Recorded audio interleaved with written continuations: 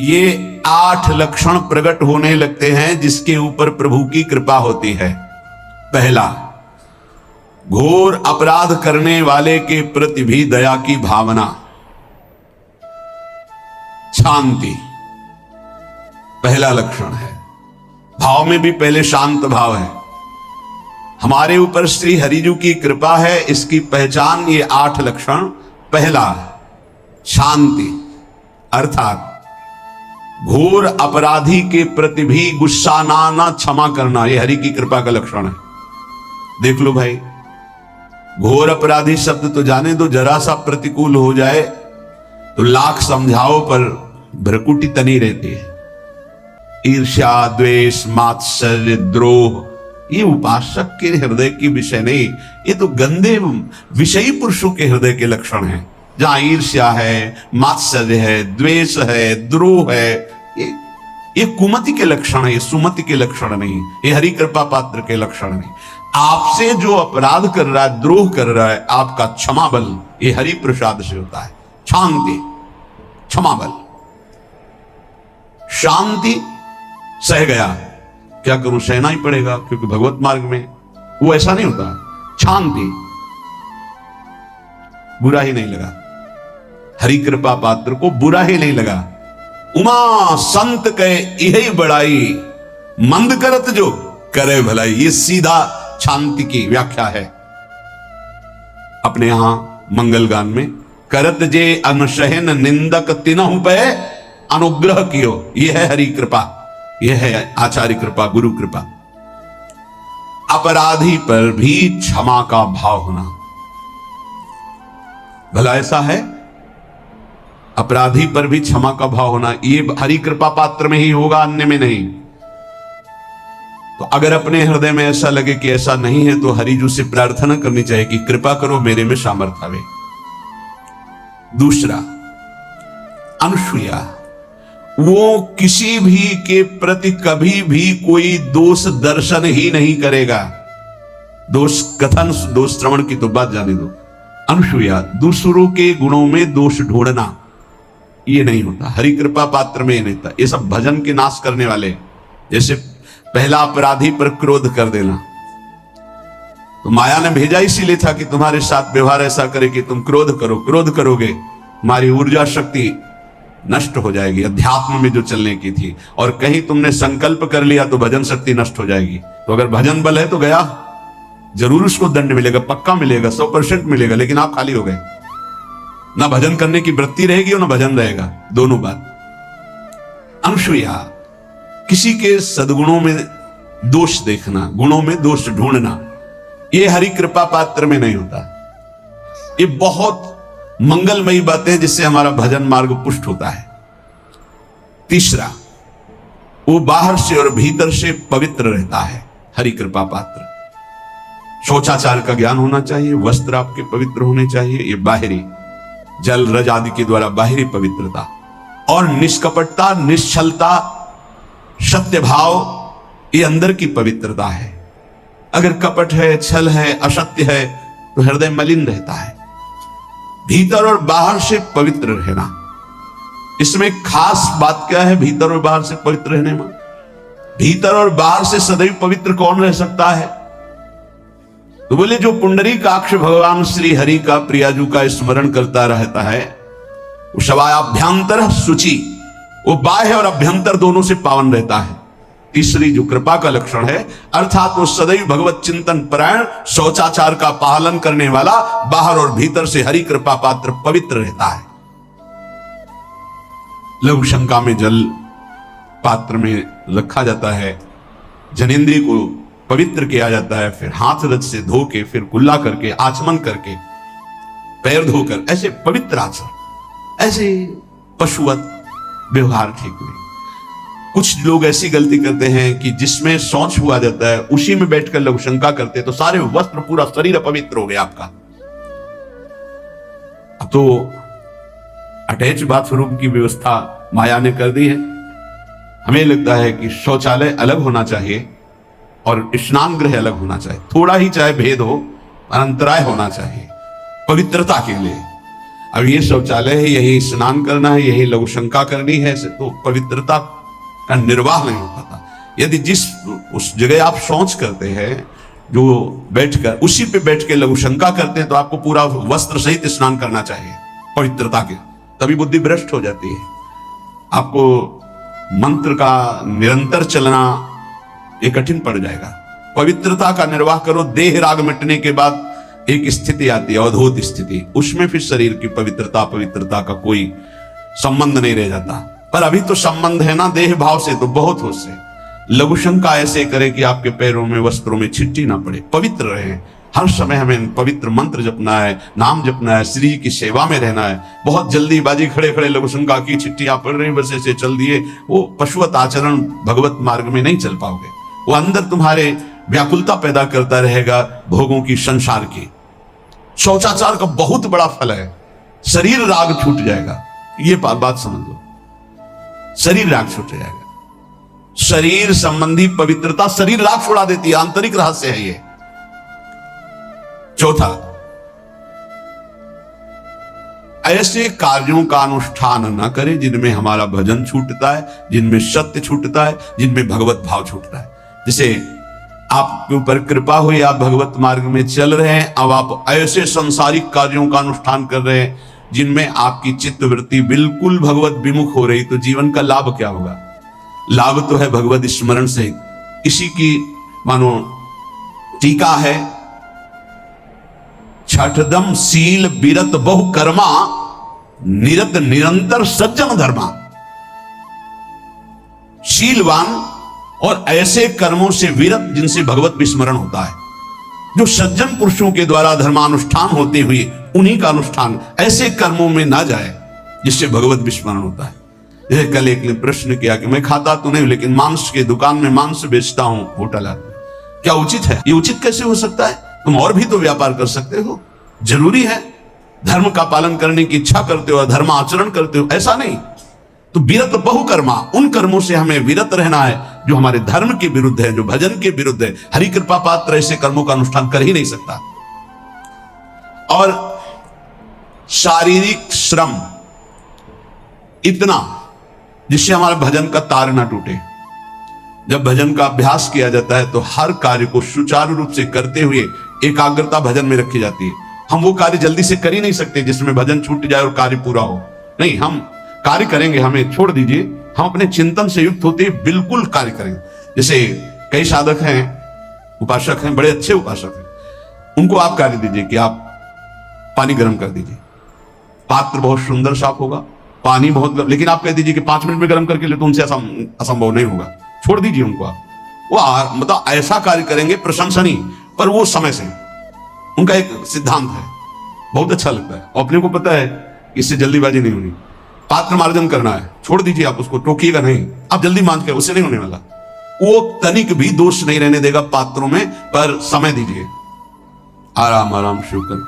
हमें अच्छा लगता है। भगवत चिंतन परायण उपासक की यही वृत्ति होती है। पोछा लगाना है, बिल्कुल बढ़िया लगेगा, लेकिन आपको सर से घुमा दे वो ऐसा नहीं होगा। आप छोड़िए और जाइए, हटिए, और वो अपने ढंग से लगाएगा और एकदम क्लीन करके।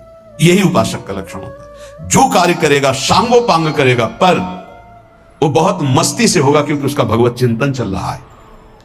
अधिक ऐसे जिससे हमारा चिंतन छूट जाए, थोड़ा संयम में आना चाहिए। ये भगवत कृपा पात्र का लक्षण है। अपने भजन का फल देखना भगवत कृपा पात्र की, सबको प्रदान कर देना। हिम्मत है?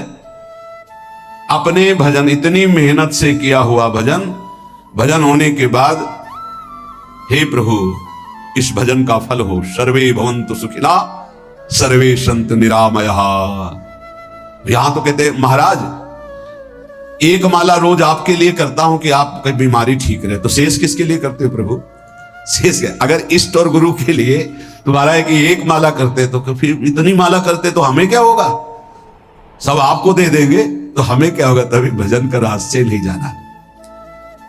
सबके मंगल के लिए अपने भजन को समर्पित कर देना। देखो भाई भजनानंदी, भजन में अरुचि होने लगेगी? नहीं होने लगेगी। सुबह से शाम तक पसीना चुआए हम और भजन का फल दे दे सबको, तो इसका रहस्य बताते हैं। सबको जे भी कहा सर्वे भवन्तु सुखिना, तो सर्वत्र विराजमान भगवान वही पलटकर अनंत रूपों में आपके ऊपर बरस पड़ेंगे। ये आंतरिक रहस्य है। हमने जो भजन किया वो एक सीमा में था, जब हमने संपूर्ण विश्व को दे दिया तो असीम बनकर वापस हुआ। ये भाव न समझ में, अगर ये भाव लगे तो एकदम लगे हम अपना भजन क्यों दे सबको। उस सर्वात्मा में विराजमान जो हमारा प्रभु है उसी को समर्पित कर, सर्वे भवन्तु सुखिना। तो वो सब पलटकर सब जगह से वापस आया, सबका आशीर्वाद आया और वो महान बनता चला गया। ये लाभ है, आंतरिक लाभ है। अगर तुम्हारा भाव ऐसा न बनता हो तो आप प्रभु को तो अर्पित करते ही है ना, तो वही प्रभु सब में विराजमान है। ऐसा भाव करके सर्वात्म स्वरूप भगवान को हमारा भजन समर्पित है। सब रूपों में प्रभु विराजमान है। ये हरि कृपा पात्र का लक्षण चल रहा है। और छठवां, अपने भजन से अपने लिए कुछ भी ना चाहना और दूसरों की तो बात जाने दो। दूसरों से कुछ ना चाहना ये तो ठीक है, अपने भजन से अपने लिए कुछ ना चाहना है हिम्मत। देखो ये हरि कृपा पात्र में हिम्मत होती है। अपना भजन अपने प्रयोग में ना लाना, इसका भी आंतरिक रहस्य है। अपने प्रयोग में आप शरीर को लेकर के बोलेंगे, अगर स्वरूप को लेकर तो प्रयोग की कोई वहां जरूरत ही नहीं। स्वरूप पूर्ण काम है, वहां कोई अभाव नहीं। जब आप कोई भाव अपने लिए करेंगे तो देह भाव होगा। देह भाव से किसी विषय की मांग होगी। विषय पूर्ति भजन का फल नहीं होता, भजन का फल होता विषय निवृत्ति। बहुत जोर की बात है, कैसे समझ में। अपने भजन का भी फल अपने लिए नहीं, दूसरों से कुछ चाह रखना तो बात ही जाने दो। भजन से भी कोई अन्य सुख की चाह नहीं हुई। क्या चाहिए? भजन ही बनता रहे, भजन का फल भजन बनता रहे, खूब निरंतर जप करते रहे। सातवां, किसी भी मान सम्मान कीर्ति पद प्रतिष्ठा के मिलने पर हृदय का असंतुष्ट हो जाना, यह हरि कृपा पात्र का लक्षण होता है। प्रणाम नमस्कार जय हो तो हृदय में असंतुष्ट हो जाना चाहिए। कोई किंचन मात्र अभिमान न उदय हो जाए। प्रभु बचाओ, ये माया की चकाचौंध से बचा लो नाथ। कौन सा अपराध बन गया कि आपकी जय की जगह यहां हमको ऐसा सुनना पड़े। जैसे एक बार महापुरुष जन कहे थे कि जब गुरुजन बड़ाई करने लगे सामने शिष्य की, तो उसको ग्रीवा झुका लेनी चाहिए, पश्चाताप करना चाहिए कि कोई गलती हो गई, आज हमारे गुरुजी ने हमारी बड़ाई कैसे कर दी। इसका मतलब कोई दोष बन गया, कोई गलती हो गई, और प्रार्थना करना चाहिए कि क्षमा कीजिएगा महाराज, अगर कोई गलती हो तो दंड दीजिएगा, लेकिन ये दंड मत दीजिएगा कि आप हमारी प्रशंसा कर रहे। भगवान इससे बड़ा और कोई दंड नहीं, ऐसा महसूस होना चाहिए। सम्मानम कलयाति घोर गरलम, ये हरि कृपा पात्र का लक्षण है। नीचापमानम सुधा, नीच पुरुषों द्वारा किया हुआ अपमान अमृत के समान लगे और सम्मान विष के समान लगे। मान प्रतिष्ठा कीर्ति जिसके लिए बड़े बड़े लालायित रहते, हरि कृपा पात्र को विष की तरह चुभती है।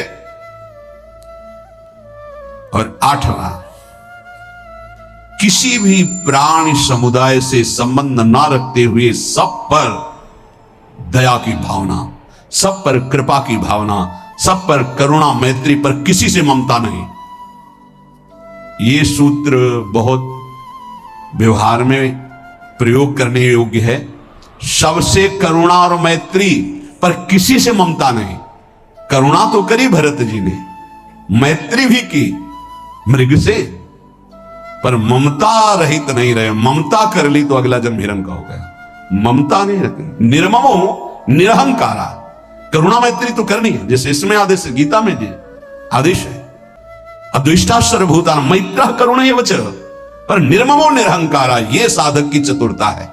प्राणी मात्र पर दया कृपा करुणा मैत्री, पर ममता नहीं।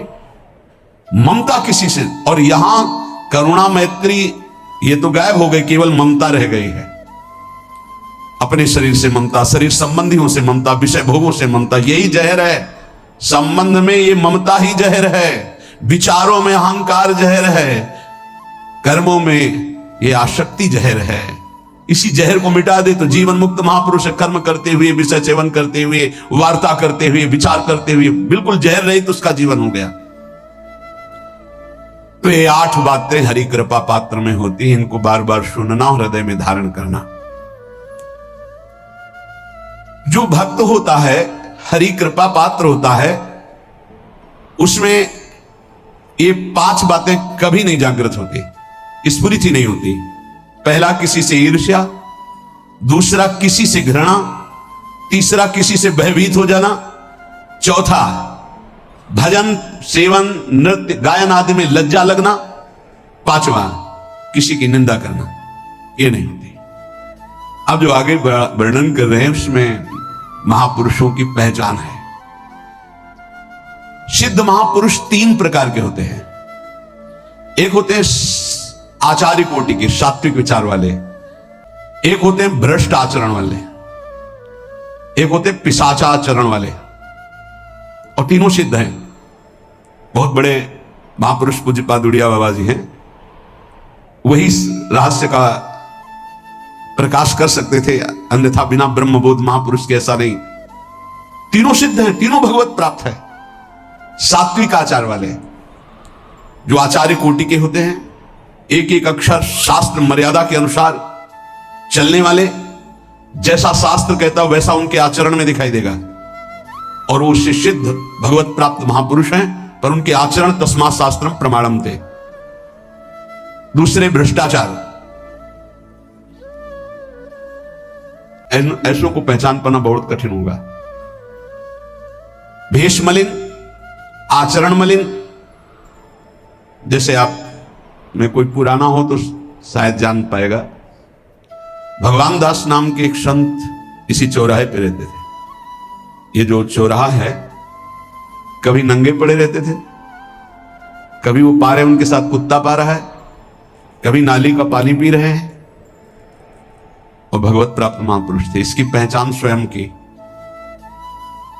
कोई चाय रखने गया, उठा के ईंट मार दी, गाली दे दी, दौड़ पड़े, पकड़ पाए तो 10-5 घूंसे थप्पड़ मार दिए, ऐसा उनका व्यवहार था। भ्रष्टाचार, हलवा कोई रख गया, खिचड़ी रख गया, कुत्ता खा रहा है, उसी के साथ वो खा रहे हैं। कभी गमछा लपेटे, कभी नंगे, सीधे प्रकृति का वार शरीर से सहते थे, बस चौराहे पे ही रहते थे। बहुत अगर गए तो राधा टीला है, बस इतना ही उनका था। राधा टीला से इधर, और इधर थोड़ा चढ़ाई जो है जहां पूज्य श्री चंद्रशेखर बाबा जी वास करते, उसके इधर, मतलब चौराहे के बस इतने में ही रहते थे 12 महीना, 20 साल उनको देखा। तो जब काशी से आए हुए थे तो उनको देखा तो उनकी दृष्टि से लगा कि ये स्थिति प्रज्ञ महापुरुष हैं, पर अपने को छुपाए हुए ऐसी लीला करें। पर उनके कुछ ऐसे आचरण थे जिनसे लगा कि इनकी, हमें लगता है बुद्धि खराब है क्या, मतलब पागलपन का दौड़ा है क्या ऐसे। राधा रमण जी दर्शन करने गए तो जो पुंडरीक जी हैं इनके बाबा, वो उस समय थे, उनके पुत्र जो पुंडरीक जी के पिताजी, वो उनके सहयोग में, तो करुणा कृपा हुई उनकी, उन्होंने देखा। वो तो बाद में परिचय जाना उनका, हमें पता नहीं, तो बाद में परिचय। वो पीत वस्त्र धारण किए हुए वयोवृद्ध है ना, डलिया लाए, राधा रमण जी को निकाल करके अपने को प्रसाद मिला। सीधे राधा रमण जी की कृपा का अवलोकन करते हैं, और परिक्रमा लगाना एकदम संकल्प बना। कमंडल में 2 कुलिया रखे, ढक्कन से ऐसे ढक के, और बस मन में आया कि अगर वो बाबा हमसे आते हैं, हमारे कमंडल से कुलिया, सत्य परम सत्य कुलिया लेते हैं और पाते हैं और फिर रख के चल देते हैं, तो मैं मान जाऊंगा कि प्रभु ये आपके धाम के सिद्ध महापुरुष हैं, आए हुए थे हम काशी से ऐसे। क्योंकि काशी में ऐसी लीलाएं देखी थी बड़े अवधूत कोटि के महापुरुषों को। आपसे सत्य कहते हैं, वो पेड़ हट गया, रमण रेती में था, बीच रोड में था, चबूतरा बना था, वो ऐसे पड़े थे, वहां के हम बैठ गए, बिजली की तरह उठे, रफ्तार से आए, खड़े हो गए बिल्कुल, क्योंकि हमें पता था कि घूसा थप्पड़ इनका प्रसाद होता है। हम कहा उस समय, हम कहा अगर हाथ चलाएंगे तो पकड़ लेंगे ना, बिल्कुल पोजीशन में खड़े। तो बंगाली भाषा में कुछ बोले, वैसे गले में हाथ डाला, ढक्कन हटाया, कुलिया निकाली, पाया, कुलिया वहीं रखा, ढक्कन रखा, गए और वही लेट गए। सत्य कहते एकदम रोम रोम खड़ा हो गया कि अरे भगवत प्राप्त महापुरुषों को जानना बड़ा कठिन है, कैसे आचरण, भ्रष्ट आचरण से रहते हैं। कभी दिगंबर, कभी गमछा लगा हुआ है, कभी कुत्ते के साथ खा रहे, कभी नाली का पानी पी रहे। पूज्य बाबा कह रहे आचरण मलिन, नाली या पैखाने का भी पानी पीने में उनको कोई भी परेशानी नहीं, गंदे जगह मलिन भाव से पड़े रहना, किंतु वृत्ति हर समय भगवदाकार रहना, भगवदाकार रहना। ये तीसरे पिशाचाचार, गाली गलौज करना, ईंट पत्थर से मारना, हर मलिन चेष्टा बहुत कठिन है, बहुत कठिन है। ये सब देखने को मिला है भगवत कृपा से तीनों प्रकार के महापुरुषों का। वृंदावन में एक आगंतुक संत आए थे बाहर से, वो रात्रि में हर वृक्ष के नीचे खड़े रहते, पैर सूज गए थे, उनको कभी बैठे और लेटे नहीं देखा, खड़े रहते थे। 25 वर्ष के लगभग की बात है। उनको जब देखा तो देखते ही उनकी दृष्टि ऐसी थी ऊर्ध्व, लगा ये तो भगवत प्राप्त महापुरुष है। 45 वर्ष की अवस्था हो, बस खड़े रहते थे, चरण उनके फट गए थे ऊपर से ऐसे खड़े खड़े। रात्रि में एक दिन हिम्मत की, बोलते नहीं थे वो, लार बह रही है ऐसे गंदे कपड़े, महाराज जी आप कृपा करें। उस समय मदन टेर में कि आप आइए, तो खड़े हो गए। तो आटे के 4 लड्डू हमें मिले हुए थे, तो कहा आप कृपा करके पाइए। तुमका आपका ये जो बाहरी परिवेश है और आपके जो बाहरी लीलाएं हैं, ये बाहरी लोग तो भले न समझ पाए, पर प्रभु मुझे ऐसा अनुभव होता है आप भगवत प्राप्त महापुरुष है। रो पड़े, कभी हमने उनको ऐसा नहीं देखा, रो पड़े। और उनका ये हमारे गुरुदेव की कृपा है। उनका कब से वृंदावन आप आए? बोले कुछ दिन हुए। बोले वृंदावन की रज का प्रभाव कितना दिव्य है कि अब जाने का मन नहीं होता है, पर आप अब दोबारा हमसे मिलने की चेष्टा मत कीजिएगा, कभी दूर से देख लीजिएगा, पर आप कभी मिलिएगा नहीं। आप भक्त हैं इसलिए आपसे संभाषण कर लिया। ये तो आपने सुना, सुबह की लीला, ईंट चल रही थी उनपे, वो दिगंबर खड़े थे, ईंट मार रहे थे लोग, परिक्रमा वाले लोग उनको ईंट मार रहे थे, कई जगह उनकी ईंट लगी। उनको लग रहा था ये पागल है, नहीं पहचाना जा सकता। 3 प्रकार के महापुरुष होते, एक होते सात्विक आचार वाले, बहुत जो शास्त्रीय आज्ञा वैसे ही अक्षरशः आपको दिखाई देंगे, आचार्य कोटि के, पवित्र शरीर, पवित्र वस्त्र, पवित्र आचरण, एकदम आचार्य कोटि। दूसरे एकदम भ्रष्ट आचरण, समझ ही नहीं सकते आप। तीसरे पिशाच की तरह, समझ ही नहीं सकते उनको। अब लाभ होता है केवल पहले वाले से, सात्विक, 10वां शास्त्रम प्रमाणम थे, इससे जनता का लाभ होता है। इन 2 से विशेष हानि हो जाती है, क्योंकि इनके आचरण ऐसे होते हैं, साधु अवज्ञा तुरंत बहुत जल्दी विनाश होता है ऐसे महापुरुषों के अपमान से। सात्विक महापुरुषों के नहीं, अगर उनसे अपमान भी हो जाएगा तो क्षमा करेंगे वो सब। इनको न क्षमा से मतलब है, न पिटाई से मतलब है, इनकी दैवी शक्ति तुम्हारा नाश कर देगी। ऐसे से बहुत, क्योंकि इनको समझ में नहीं आएगा ना। काशी में भी देखा है, कुल्हड़ चल रहे हैं सब, और ब्रह्माकार वृत्ति, लोग समझ नहीं पा रहे हैं, चाहे कि कुल्हड़ जमाए मार रहे हैं उनके ऊपर। ऐसे किया, बिल्कुल जो चर्म है प्रकृति को सहते सहते भैंसे का जैसे हो गया मोटा एकदम, और उनके ऊपर मार पड़ रही है, वो मुस्कुरा रहे हैं, चल रहे हैं। उनका गजब हो गया, ब्रह्माकार स्थिति महापुरुष के सामने, ऐसे कुछ समझ ही नहीं पाता। तो कह रहे हैं ऐसे भक्तों से प्रायः सबकी हानि हो जाती है, क्योंकि समझ पाते नहीं कि स्थिति क्या है, और जब उनका अपमान करते हैं, उनको मारते हैं, पीटते हैं, उनका सर्वनाश हो जाता है। वो करते नहीं है, उनका प्रभाव कर देता है, पर सात्विक महापुरुषों से किसी का मंगल नहीं होता। इसलिए समाज का परम मंगल शास्त्र के द्वारा आचरण किए हुए जो सिद्ध महापुरुष हैं उनसे होता है। ये 2 प्रकार के महापुरुष जो होते हैं, कई तरह से हानि हो जाती है, आप समझ ही नहीं पाएंगे, आप अपमान कर देंगे, अनिष्ट हो जाएगा आपका, क्योंकि यहां ना क्षमा है ना दंड है, दैवी शक्तियां उनकी सुरक्षा में लगी हुई, वो सर्वनाश कर देगी।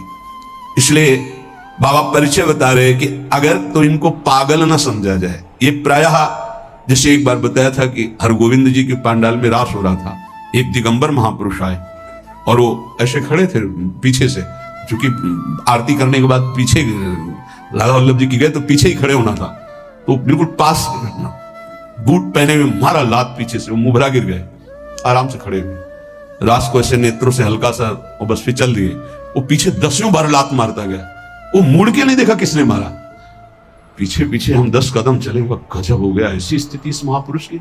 और ये बावरा जान नहीं रहा कि अपना सर्वनाश कर दिया हमने, और वो गजेंद्र की तरह मत वाले ऐसे फोगला की तरफ चल के निकले। कैसे समझोगे महापुरुषों को? बाहरी व्यवहार।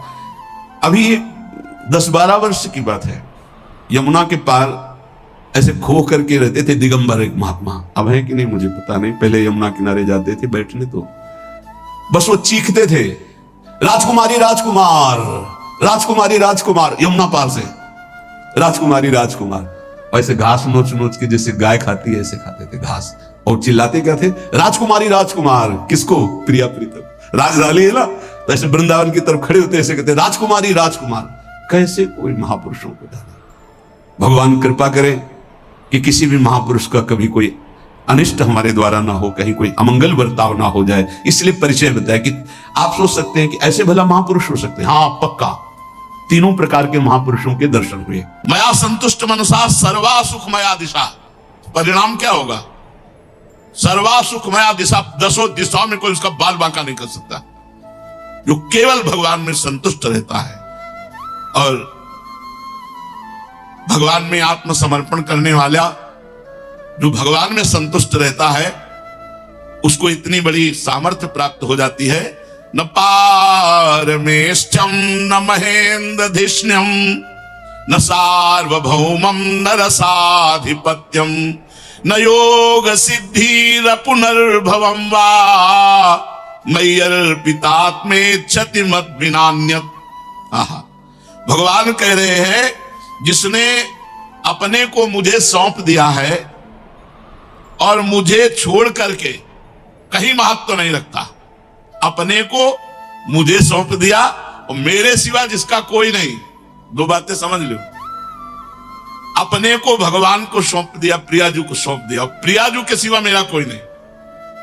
आपका कोई हो तो देख लो, बनाओगे तो पिटोगे, दुखाई भोगोगे, जलना ही होगी, स्वतंत्रता नष्ट होगी, परतंत्रता जागृत हो जाएगी।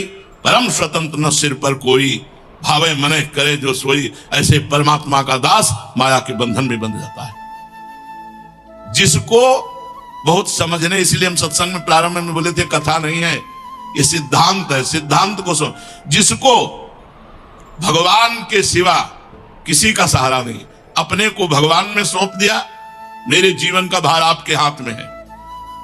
कई बार ऐसा आता है जीवन में कि स्वीकार किया है कि नहीं, यार ऐसा हो रहा है, इसका मतलब स्वीकार नहीं किया क्या? नहीं। अब होगा वही प्यारे जो राम जी को भाएगा। बिल्कुल अपनी परवाह न करो। अगर अपने से दाहिने कदम से बाएं तरफ मुड़ गए तो यह नहीं होगा कि वाम भाग कैसे चल दिए। है कुछ वाम भाग में, कुछ है अभी, वो देखना चाहता है इसलिए दिखाई दे रहा है। वाम भाग में चला क्यों? संशय आया क्यों? वाम भाग का मतलब होता है भगवान के मार्ग के विरुद्ध। चला क्यों? संशय क्यों आ गया? सच्चिदानंद के सुख से बढ़कर कोई सुख क्यों लगा? इसकी भी दवाई है। कीन होश कबहू अभिमाना सो खोवंचा। बिल्कुल कृपा निधान भगवान निर्मल बना देंगे, निर्मल। अब चाहे उसमें पिटाई हो, निंदा हो, या खुली बात जुती आ जाओ जैसे भी बलेगा वैसे वो अपना बना के छोड़ेंगे, वो दूसरिया रखेंगे नहीं। तैयार रहो। कहते ना, जब ओखली में मूसर रख दिया तो पिटने की कोई चिंता नहीं, क्योंकि ओखली में रख दिया। अब जब प्रभु को समर्पित हो गए तो अब ये मत सोचो कि हाय हाय, होगा वही प्यारे जो राम जी को भाई। बेपरवाह मस्त भगवान के चरणों का आश्रय, क्योंकि वो सर्वलोक महेश्वर, सर्वनियंता, और उनके हम दास। हमारी हर एक इंद्री पर, हमारी हर एक चेष्टा पर उनकी नजर और उनका शासन है। वाम भाग कैसे चल गया? हुआ कैसे? जो मुझे अपने आप को समर्पित कर देता है और मुझे छोड़ करके किसी को अपना नहीं मानता, उसकी ऐसी स्थिति में कर देता हूं कि वो ब्रह्मा के पद को भी नहीं चाहता, न देवराज इंद्र का पद चाहता है, और न मन में सार्वभौम सम्राट भूतल का बनने का, और न स्वर्ग की इच्छा, न रसातल की इच्छा, और न बड़ी बड़ी योग सिद्धियों की इच्छा, और न मोक्ष की इच्छा। सब इच्छाओं को मिटा देता हूं। ये स्थिति कहां है अपने लोगों की अंतःकरण की स्थितियां? बैंक व्यवस्था, मकान, रुपया, नाना प्रकार की कितनी। यहां भगवान क्या कह रहे हैं? न पारमेष्ठ्यम न महेन्द्रधिष्ण्यम न सार्वभौमम न रसाधिपत्यम न योग सिद्धि अपुनर्भवम वा मयि अर्पितात्मेच्छति मद विनान्या। आहा, केवल भगवान की इच्छा पर चलना है। अब हम भगवान की इच्छा को तो जानते नहीं। हे नाथ, आप हमारे अंतःकरण में बैठकर वैसे चलाओ जैसे आपको सुख लगे। वो चलाएंगे। बड़े विचित्र लीला बिहारी, बड़े बड़े सिद्धों को पिटवा दिया है। ये संशय होता है कि सिद्ध है, बड़े बड़े सिद्धों को, बड़ी विचित्र लीला। एक बार श्री नामदेव जी के चरित्र में आता है कि बादशाह ने एक गाय काट दी और कहा, सुना तुम सिद्ध हो, इसको जिलाओ, जिला दोगे तो सिद्ध जानेंगे। और उनका, हमें सिद्धियों का तो कुछ पता नहीं है, लेकिन भगवान के नाम में अपार सामर्थ्य है। गला जोड़ा ऐसे, विठल विठल विठल विठल विठल, गाय जीवित हो गई। अब बादशाह तो नमस्कार किया, चरणों में गिरा और बहुत से रत्नों से जटित एक पलंग दिया। कहा, आप इसको स्वीकार करो। वहीं एक नदी पास में थी, उन्होंने पलंग लिया, ऐसे दोनों हाथ से मारा, नदी में गिरा। बोले, ऐसी हम चीजें स्वीकार नहीं करते। बादशाह ने कहा, हमने अपने खजाने के कीमती रत्नों के द्वारा इस पलंग जटा और आपने ऐसे हमारे दिए हुए पलंग को, फिर हमारा पलंग वापस करो। तो 10-20 पलंग निकाल दिए ऐसे, विठल विठल विठल, 10-20 पलंग ऐसे। बादशाह फिर चरणों में गिरा, महाराज क्षमा करो, उठ के चल दिए वहां से। अब आए भगवान विठल के दर्शन करने, तो मन में सोचा कि यार जूती कोई न चुरा ली। अब जरा विचार करना, पलंग फेंक के आ रहे रत्नों के, सोचा यार जूती कोई न चुरा ले, तो अपनी जूती अंगूछा में बांधी ऐसे, और ऊपर से ऐसे कपड़ा। मंदिर में पादुका ले जाना निषेध है, और ये सिद्ध महापुरुष। अब इनको आप इस समय विचार करना, जिनको इतने बड़े रत्नों के पलंग से तनिक भी मोह नहीं, दरिया में फेंक दिया। जो इतने सिद्ध हैं कि ऐसे कई पलंग निकाल दिए, वो कहां वृत्ति गई? यार जूता बाहर उतार दिया तो कोई ले न जाए, तो उन जूता को अंगूछा में बांधाओ, कमर में बांधाओ, गए। अब जो ही प्रभु के दर्शन किए तो सब सुध भूल गए। अब नृत्य शुरू हो गया, विठल विठल विठल। अब नाचने में अंगूछा ढीला हुआ, जूता गिर गए। अब जो ही जूता गिरे, सो वहां जितने पार्षद थे बोले, बताओ इतने बड़े वैष्णव होते हो, जूता ठाकुर जी के सामने, मार उनको थप्पड़ बाहर। अब आप यहां विचार करके हमें बताओ कि इसमें नामदेव जी कहा है? इतना बड़ा नमस्कार बादशाह घुटने पे, और इतनी बड़ी वृत्ति बिगाड़ दी कि जूता में वो हो गया, और जूता के कारण वहां पिट करके और मंदिर के बाहर। ये हमारे ठाकुर का खेल है, कभी हिट तो कभी पिट। हाँ, ये हमारे ठाकुर का खेल है। इसलिए न पारमेष्ठ्यम न महेंद्रधिष्णम न सार्वभौमम न रसाधिपत्यम न योग सिद्धि रपुनर्भवम वा मयि अर्पितात्मे इच्छति मद विनान्या। मेरे बिना वो कुछ और स्वीकार नहीं करता। ऐसा भक्त मुझे कैसा प्रिय है? भगवान कह रहे हैं, उद्धव, न तथा मे प्रीतम आत्मयोनिर्न संकरः न च संकर्षणो न श्रीर्नैवात्मा च यथा भवान।